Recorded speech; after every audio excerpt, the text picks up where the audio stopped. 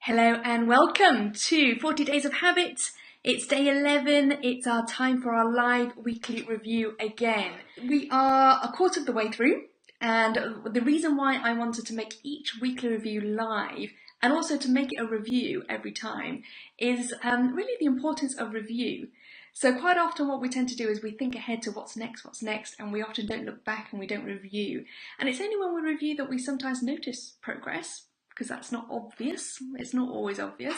But it's also when we review that we can start to sort of adjust what we do. So notice what's working, notice what needs further work, and make some decisions about what to do. So it's kind of like the pause in your week, or the time when you're experimenting, when you start to kind of observe and adjust and evaluate.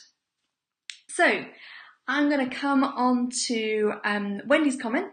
So Wendy says, I feel as though I'm doing pretty well, but when I checked all my monitoring apps, actually I'm doing about the same. Quite puzzled by this, as I thought I was definitely going to bed earlier. Maybe I'm expecting a week to make too much difference to longer term trend graphs. I'm certainly feeling better for the extra sleep I thought I was having. So I think that's a really interesting example, and I'll share some of my experience on that in a moment. So one of the things about reviewing is there's two sides of it. One is you notice, am I really making progress? But also I think the other side is looking for the progress as well. So I think it's great, so celebrating what's working, and what's definitely working is whatever you're doing, Wendy, you are starting to feel better. So that's definitely working. And I think even if your monitoring or your tracking app doesn't show you that, the fact that you do feel better, that's a different kind of tracking, isn't it? So I think that one good thing is to celebrate what is working, and what's working is that maybe even just by noticing your sleep and by being more deliberate about it, you are feeling better for it. So that's definitely progress and definitely worth celebrating. Then the other thing is about those trends. So I have also been working on sleep as my 40 days of habit, and on day 9, when I talked about name, I decided the name for my habit would be to wake up rested. That's what I'm working towards. That's what I'm trying to kind of hone and hone my progress. So the things I've observed is that over the last couple of weeks, certainly for last week, I noticed that because I was on half term, and because we didn't have to get up at 7 in order to do all the score and stuff, I noticed that I went to bed later. And I noticed that this week, as the weeks come to the end, as we're getting back into rhythm, I noticed that when I go to bed later, even if I can sleep longer and I can still get my 8 hours, the next day it's harder to get back to bed earlier. So that's one thing I've noticed, and that's an observation I'm taking forward to go, okay, what do I want to do about that? So maybe I need to, maybe the importance for me, now that I've started getting the benefit of sleeping longer, maybe the importance for me now is to get into that consistently earlier bedtime, rather than having the fluctuations. Even if I have the flexibility for that fluctuation, maybe just to keep that consistent bedtime and see what that does. But the other thing I notice as well is looking at my tracking app. I'm definitely going to bed earlier. And I'm definitely having close to those 8.5 hours each day, but the quality of my sleep varies as well. So I'm just going to show you some of what that looks like on here.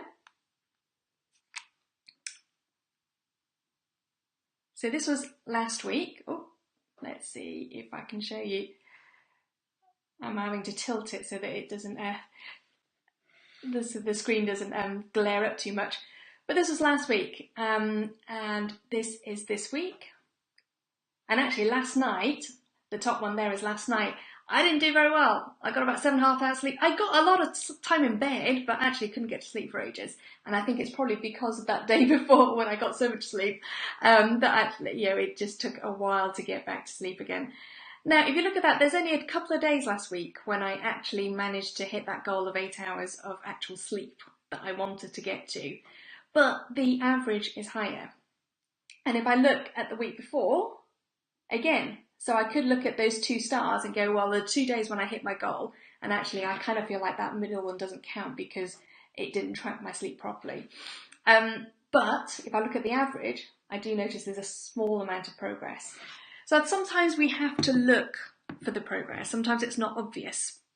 So I think it's worth just noticing that, just noticing, okay, maybe I do need to look for the progress. Maybe certain things I can't tell yet, and certain things I need to wait for that longer picture, but also notice other maybe intangible progress. So like the fact that, you're feeling better, or the fact that I've managed to actually get to sleep before, get to bed before 11 o'clock more consistently, and I can build on that progress. So I think, a lot of this is about noticing baby steps, and we talked about baby steps last week in terms of deciding what we do, but also noticing baby steps of progress I think is really, really important as well. Okay, so if there aren't any more comments, I'm going to leave that there for a short review, and I'm going to leave you with one thought, and that's the thought of experimenting. So when we experiment, sometimes things turn out exactly how we anticipate. Sometimes they don't. Sometimes they take us by surprise.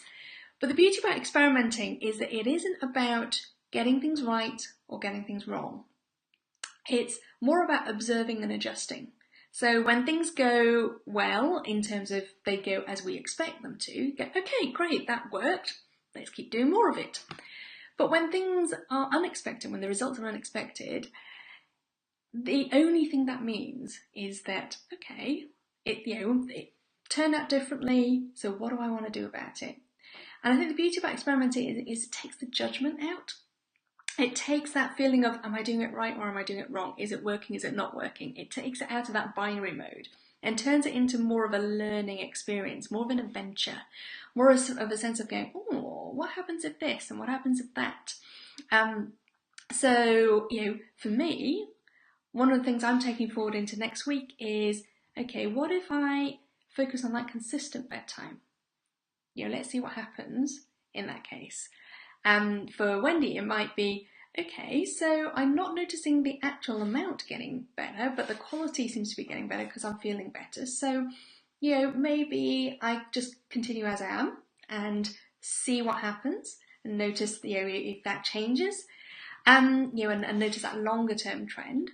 Or maybe there are little tweaks you might want to make just to test it and see what happens. So maybe you're tweaking what you do in the hours before you go to bed, or maybe you're tweaking your bedtime routine or tweaking the time, and just kind of play around with it. And that's the beauty of experimenting, is that you get to play.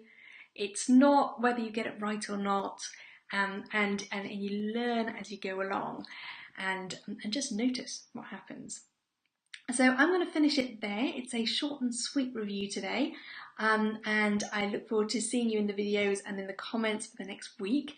But also do let me know how you're getting on, because I'd love to be answering your questions. So what's cropping up for you at the moment? What's tripping you up? What's puzzling you? But also what's going well? And I'd love to celebrate with you. So I will see you next week for our live review, but I'll also see you in the videos for the rest of the week. Thanks for joining.